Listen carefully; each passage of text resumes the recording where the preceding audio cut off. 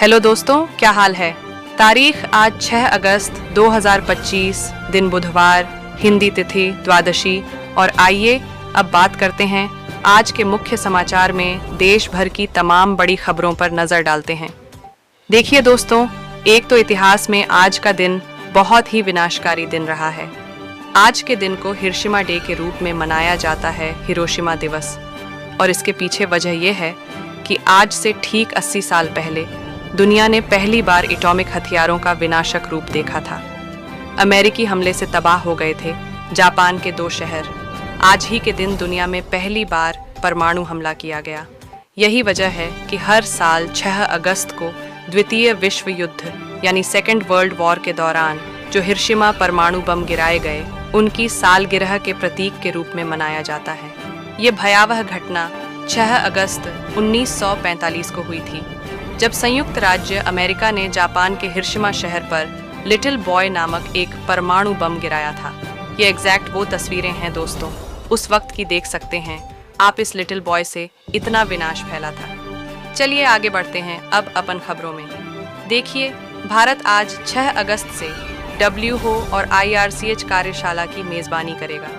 6 से 8 अगस्त तक नई दिल्ली में विश्व स्वास्थ्य संगठन WHO हर्बल औषधियों के लिए अंतर्राष्ट्रीय नियामक सहयोग कार्यशाला की मेजबानी की जाएगी और इसमें भारत भी शामिल होगा। 3 दिवसीय बैठकें होंगी। और वहीं खबर देखिए, अभी फिलीपींस के राष्ट्रपति जो भारत दौरे पर आए हुए हैं, राष्ट्रपति भवन में पहुंचे। वो उन्हें गार्ड ऑफ ऑनर के साथ औपचारिक सम्मान दिया गया, उनका स्वागत किया गया। राष्ट्रपति द्रौपदी मुर्मू ने भी फिलीपींस के राष्ट्रपति मार्कोस का स्वागत करते हुए कहा कि भारत फिलीपींस के बीच गहरा रिश्ता है। फिलीपींस के राष्ट्रपति ने PM मोदी से भी मुलाकात की। पहलगाम हमले की निंदा के लिए भारत ने उनका धन्यवाद अदा किया और प्रेस ब्रीफिंग में डाक टिकट भी जारी किए गए। वैसे आपकी जानकारी के लिए बता दूं, फिलीपींस भारत से ब्रह्मोस मिसाइल खरीदने वाला दुनिया का अकेला देश है। भारत ने पिछले साल अप्रैल में ही यह ब्रह्मोस सुपरसोनिक क्रूज मिसाइलों की पहली खेप भेजी थी। 2020 में दोनों देशों के बीच $375 मिलियन में डील हुई थी। तो अभी इनके इस भारत दौरे पर विदेश मंत्रालय ने भी कहा कि मजबूत होंगे भारत और फिलीपींस के रिश्ते। द्विपक्षीय सहयोग के लिए दोनों देश सहमत हुए। चलिए अगली कुछ रिपोर्ट सामने आ रही है। देखिए, आप भारतीय इकोनॉमी के लिए डेलॉइट इंडिया की तरफ से बड़ा अनुमान लगाया गया कि FY 26 यानी फाइनेंशियल ईयर 2026 में 6.4 से लेकर 6.7% तक रह सकती है। भारत की GDP growth rate consulting firm डेट इंडिया की तरफ से ये रिपोर्ट जारी की गई और एक रिपोर्ट यह सामने आ रही है कि आने वाले दशकों में भारत वैश्विक उत्पादन में बड़ी हिस्सेदारी हासिल करने के लिए तैयार है।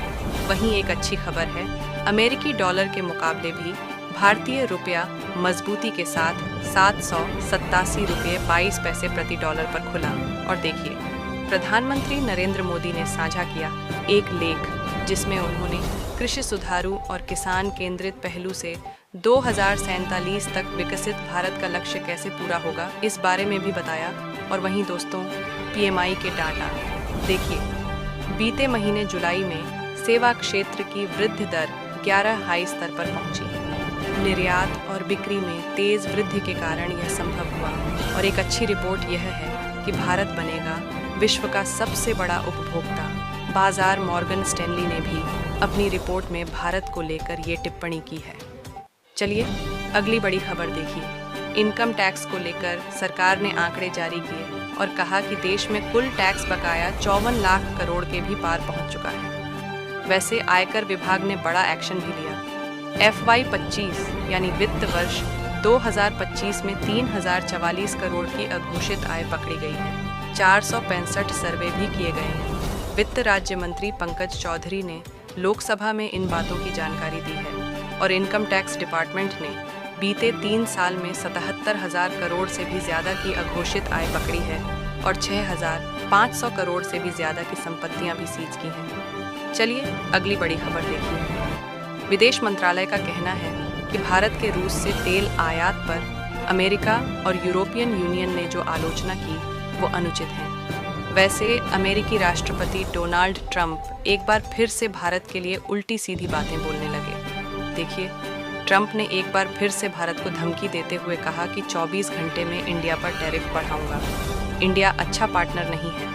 मतलब ट्रंप बोले कि 24 घंटे में भारत पर और ज़्यादा टैरिफ लगाऊंगा, क्योंकि भारत अच्छा बिजनेस पार्टनर नहीं है। रूस से तेल खरीदना मतलब युद्ध मशीन को ईंधन देने जैसा है।